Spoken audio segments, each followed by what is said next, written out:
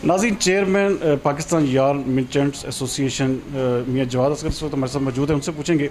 अच्छा जवाद साहब, हुकूमत पाकिस्तान में इस वक्त आपको पता है कि एक सियासी कशमकश जारी है, तहरीक अदम एतमाद पेश की जा रही है। आप फैसलाबाद की बहुत बड़ी सूतर मंडी को रिप्रेजेंट करते हैं, क्या समझते हैं कि क्या ये तहरीक अदम एतमाद कामयाब हो जाएगी और इमरान खान की हुकूमत क्या बच पाएगी? बिस्मिल्लाहिर्रहमानिर्रहीम। देखें जी, दो चीज़ें हैं। एक तो ये है कि अगर उनके पास अक्सरियत है तो ज़ाहिरी बात है वो शो करेंगे।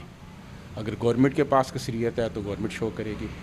और लेकिन हम बिज़नेसमैन हैं और हमारा यहाँ बिज़नेस है, ये मुल्क हमारा है।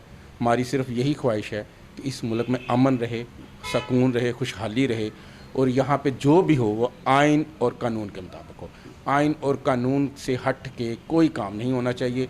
अगर आइन और कानून से हट के कोई काम होगा वो इस मुल्क के लिए नुकसानदेह होगा। अच्छा, यान का काफ़ी ज़्यादा आपको पता है बिज़नेस बड़ा अच्छा रहा, 3.5 साल दौरे हुकूमत, आप किस नज़र से देखते हैं? क्या ये बेहतर दौर था या आगे आप बेहतरी की उम्मीद रखते हैं मज़ीद? ये तो बहुत बेहतर दौर था। ये 3 साल का जो ये दौर था, मैं समझता हूँ आफ्टर मुशर्रफ बेहतरीन दौर था।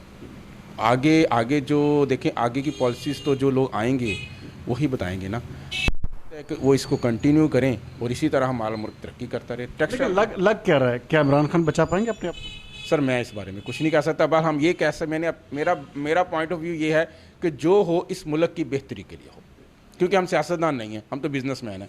और बिज़नेसमैन जो होता है वो हर गवर्नमेंट के साथ होता है।